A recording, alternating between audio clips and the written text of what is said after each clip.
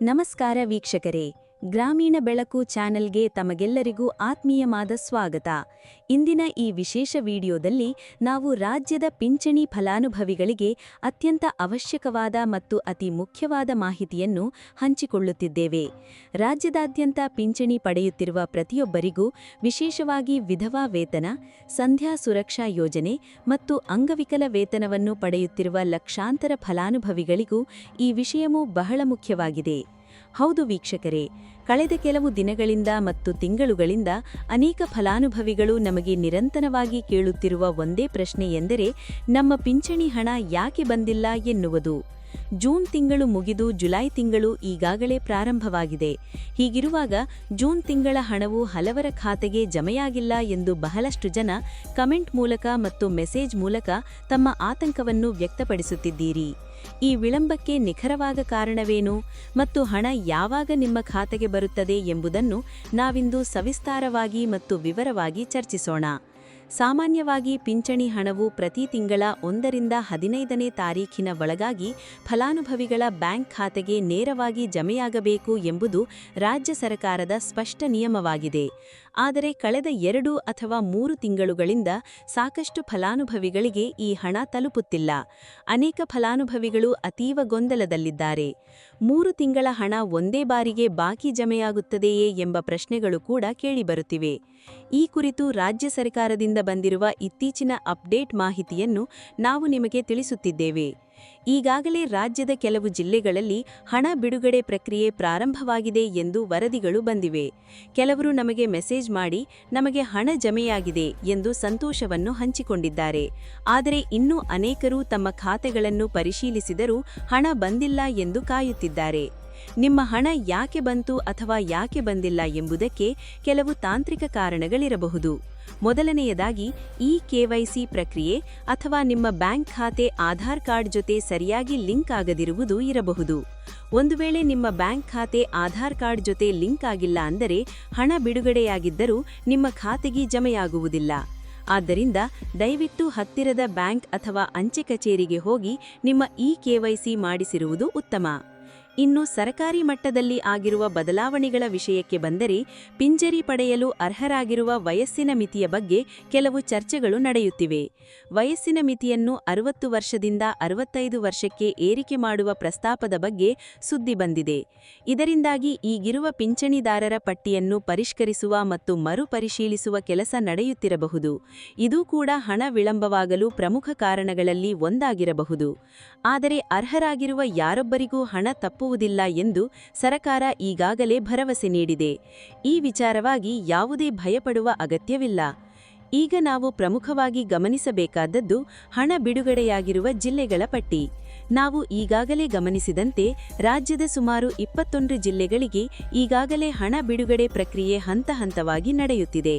ಆ ಜಿಲ್ಲೆಗಳ ಹೆಸರುಗಳನ್ನು ಗಮನಿಸಿ: ಚಿತ್ರದುರ್ಗ, ತುಮಕೂರು, ಚಾಮರಾಜನಗರ, ಕೋಲಾರ, ಬಳ್ಳಾರಿ, ಬೆಂಗಳೂರು ಗ್ರಾಮಾಂತರ, ದೊಡ್ಡಬಳ್ಳಾಪುರ, ಚಿಕ್ಕಬಳ್ಳಾಪುರ, ಚಿಕ್ಕಮಗಳೂರು, ಮೈಸೂರು, ಮಂಡ್ಯ, ಹಾಸನ, ಮಂಗಳೂರು, ಉಡುಪಿ, ಬೆಳಗಾವಿ, ಧಾರವಾಡ, ಯಾದಗಿರಿ, ರಾಯಚೂರು, ಕೊಪ್ಪಳ, ವಿಜಯಪುರ, ಗದಗ ಮತ್ತು ಬೀದರ್ ಜಿಲ್ಲೆಗಳು.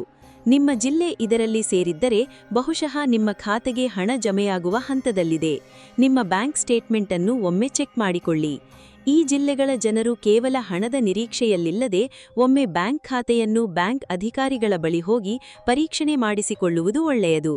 ಮತ್ತೊಂದು ಅತಿ ಮುಖ್ಯವಾದ ಮಾಹಿತಿಯೆಂದರೆ, ಕಳೆದ ಕೆಲವು ದಿನಗಳ ಹಿಂದೆ ಪಿಂಚಣಿ ಹಣದಲ್ಲಿ 10 ರಿಂದ 15% ಹೆಚ್ಚಳ ಮಾಡಲಾಗುವುದು ಎಂದು ಸರ್ಕಾರ ಘೋಷಣೆ ಮಾಡಿತ್ತು. ಇದು ನಿಜಕ್ಕೂ ಒಂದು ಸಂತೋಷದ ವಿಷಯ. ಉದಾಹರಣೆಗೆ, ಹಿಂದೆ ₹1,200 ಪಡೆಯುತ್ತಿದ್ದವರಿಗೆ ಇನ್ನು ಮುಂದೆ ಆ ಮೊತ್ತ ಹೆಚ್ಚಾಗಿ ಸಿಗಲಿದೆ. ಈ ಹೆಚ್ಚಳವಾದ ಹಣವು ಕೂಡ ಅಕ್ಟೋಬರ್ ಅಥವಾ ಮುಂದಿನ ತಿಂಗಳಿಂದಲೇ ಪ್ರತಿಯೊಬ್ಬರ ಖಾತೆಗೆ ಹಂತ ಹಂತವಾಗಿ ಕ್ರೆಡಿಟ್ ಮಾಡಲಾಗುತ್ತದೆ. ಇದು ಬಡ ಹಾಗೂ ಮಧ್ಯಮ ವರ್ಗದ ಕುಟುಂಬಗಳಿಗೆ ನಿಜಕ್ಕೂ ಒಂದು ನೆಮ್ಮದಿಯ ಸುದ್ದಿ. ಇಂತಹ ನಿರ್ಧಾರಗಳು ಆರ್ಥಿಕವಾಗಿ ಹಿಂದುಳಿದವರಿಗೆ ಉತ್ತಮ ಬೆಂಬಲವನ್ನು ನೀಡುತ್ತದೆ. ನಿಮ್ಮಲ್ಲಿ ಅನೇಕರಿಗೆ ಇನ್ನೂ ಸಂಶಯವಿರಬಹುದು, ನಾವು ಏನು ಮಾಡಬೇಕು ಎಂದು. ವೀಕ್ಷಕರೇ, ನೀವು ಆತಂಕ ಪಡುವ ಅಗತ್ಯವಿಲ್ಲ. ನೀವು ಈಗಾಗಲೇ ಸರಿಯಾದ ದಾಖಲೆಗಳನ್ನು ನೀಡಿದ್ದರೆ ಮತ್ತು ನಿಮ್ಮ ಆಧಾರ್ ಕಾರ್ಡ್ ಲಿಂಕ್ ಆಗಿದ್ದರೆ ಹಣ ಖಂಡಿತವಾಗಿ ನಿಮ್ಮ ಖಾತೆಗೆ ಬರುತ್ತದೆ. ನೀವು ಮಾಡಬೇಕಾದಿಷ್ಟೇ ನಿಮ್ಮ ಹತ್ತಿರದ ಅಂಚೆ ಕಚೇರಿ ಅಥವಾ ಬ್ಯಾಂಕಿಗೆ ಭೇಟಿ ನೀಡಿ ಒಮ್ಮೆ ಸ್ಟೇಟ್ಮೆಂಟ್ ತೆಗೆದುಕೊಳ್ಳಿ. ಅಥವಾ ನಿಮ್ಮ ಮೊಬೈಲ್ನಲ್ಲೇ ಬ್ಯಾಂಕ್ ಆ್ಯಪ್ ಇದ್ದರೆ ಅದರಲ್ಲಿ ಬಂದು ಹಣವನ್ನು ಚೆಕ್ ಮಾಡಿಕೊಳ್ಳಿ. ಬ್ಯಾಂಕಿಗೆ ಹೋಗುವಾಗ ನಿಮ್ಮ ಆಧಾರ್ ಕಾರ್ಡ್ ಮರೆಯದೆ ಕೊಂಡುಹೋಗಿ. ಒಂದು ವೇಳೆ ನಿಮ್ಮ ಖಾತೆಗೆ ಹಣ ಬಂದಿಲ್ಲ ಎಂದರೆ ಸಂಬಂಧಪಟ್ಟ ಗ್ರಾಮ ಪಂಚಾಯತ್ ಕಚೇರಿಗೆ ಹೋಗಿ ಪಿಂಚಣಿ ಪಟ್ಟಿಯಲ್ಲಿ ನಿಮ್ಮ ಹೆಸರು ಇದೆಯೋ ಇಲ್ಲವೋ ಎಂಬುದನ್ನು ಖಾತ್ರಿಪಡಿಸಿಕೊಳ್ಳಿ. ಗ್ರಾಮೀಣ ಬೆಳಕು ಚಾನೆಲ್ ಯಾವಾಗಲೂ ನಿಮಗೆ ಸತ್ಯ ಮತ್ತು ನಿಖರವಾದ ಮಾಹಿತಿಯನ್ನು ನೀಡಲು ಪ್ರಯತ್ನಿಸುತ್ತದೆ. ಸರಕಾರಿ ಯೋಜನೆಗಳು, ಪಿಂಚಣಿ ಮಾಹಿತಿ, ರೈತರಿಗೆ ಸಿಗುವ ಸೌಲಭ್ಯಗಳು ಮತ್ತು ಮಹಿಳೆಯರ ಸ್ವಾವಲಂಬನೆಗೆ ಸಂಬಂಧಿಸಿದ ಮಾಹಿತಿಯನ್ನು ನಾವು ನಿಮಗೆ ಒದಗಿಸುತ್ತೇವೆ. ಈ ವಿಡಿಯೋದಲ್ಲಿ ನಾವು ಕೊಟ್ಟಿರುವ ಮಾಹಿತಿ ನಿಮಗೆ ಇಷ್ಟವಾಗಿದ್ದರೆ ದಯವಿಟ್ಟು ನಮ್ಮ ಚಾನೆಲ್ ಅನ್ನು ಸಬ್ಸ್ಕ್ರೈಬ್ ಮಾಡಿ. ಪಕ್ಕದಲ್ಲಿರುವ ಬೆಲ್ ಐಕಾನ್ ಅನ್ನು ಕ್ಲಿಕ್ ಮಾಡಿ. ಇದರಿಂದ ನಾವು ಹಾಕುವ ಹೊಸ ವಿಡಿಯೋಗಳು ನಿಮಗೆ ತಕ್ಷಣ ತಲುಪುತ್ತವೆ. ಹಾಗೆಯೇ ಈ ಮಾಹಿತಿಯನ್ನು ನಿಮ್ಮ ಸ್ನೇಹಿತರೊಂದಿಗೂ ಮತ್ತು ಮನೆಯವರೊಂದಿಗೆ ಶೇರ್ ಮಾಡಿ. ಯಾರಿಗೆ ಪಿಂಚಣಿ ಹಣದ ಬಗ್ಗೆ ಗೊತ್ತಿಲ್ಲವೋ ಅವರಿಗೆ ಇದು ಬಹಳ ಸಹಾಯವಾಗುತ್ತದೆ.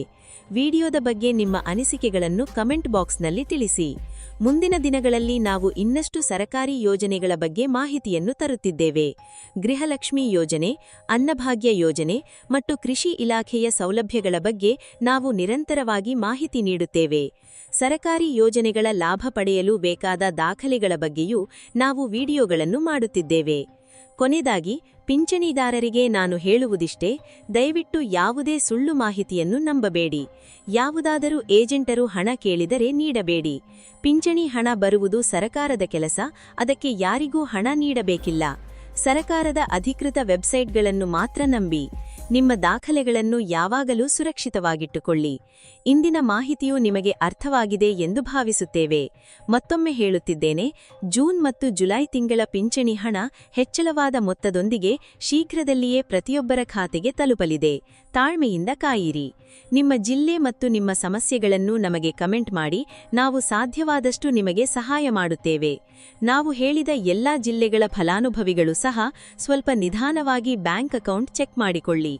ಏನಾದರೂ ಸಮಸ್ಯೆಗಳಿದ್ದರೆ ಸ್ಥಳೀಯ ತಹಸೀಲ್ದಾರ್ ಕಚೇರಿಯನ್ನು ಸಂಪರ್ಕಿಸಿ. ನಿಮ್ಮ ನಿರಂತರ ಬೆಂಬಲಕ್ಕೆ ನಾವು ಚಿರಋಣಿಯಾಗಿದ್ದೇವೆ. ಹಿರಿಯರು, ವಿಧವೆಯರು ಮತ್ತು ಅಂಗವಿಕಲರು ನಮ್ಮ ಸಮಾಜದ ಆಧಾರ ಸ್ತಂಭಗಳು. ಅವರಿಗೆ ಸಿಗಬೇಕಾದ ಸೌಲಭ್ಯಗಳು ತಲುಪುವವರೆಗೆ ನಮ್ಮ ಹೋರಾಟ ಮತ್ತು ಮಾಹಿತಿ ನೀಡುವ ಕೆಲಸ ನಿರಂತರವಾಗಿ ನಡೆಯುತ್ತದೆ.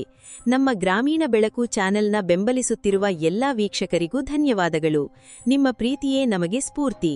ಇದೇ ರೀತಿ ಮತ್ತೊಂದು ಉಪಯುಕ್ತ ಮಾಹಿತಿಯೊಂದಿಗೆ ಮುಂದಿನ ವಿಡಿಯೋದಲ್ಲಿ ನಿಮ್ಮನ್ನು ಭೇಟಿಯಾಗುತ್ತೇನೆ. ಅಲ್ಲಿಯವರೆಗೆ ಎಲ್ಲರಿಗೂ ಧನ್ಯವಾದಗಳು. ನಮಸ್ಕಾರ. ನಿಮ್ಮ ಆಶೀರ್ವಾದ ನಮ್ಮ ಮೇಲಿರಲಿ. ನಾವು ಹೀಗೆಯೇ ಸಮಾಜಮುಖಿ ಕಾರ್ಯಗಳನ್ನು ಮುಂದುವರಿಸುತ್ತೇವೆ. ಜೈ ಹಿಂದ್, ಜೈ ಕರ್ನಾಟಕ.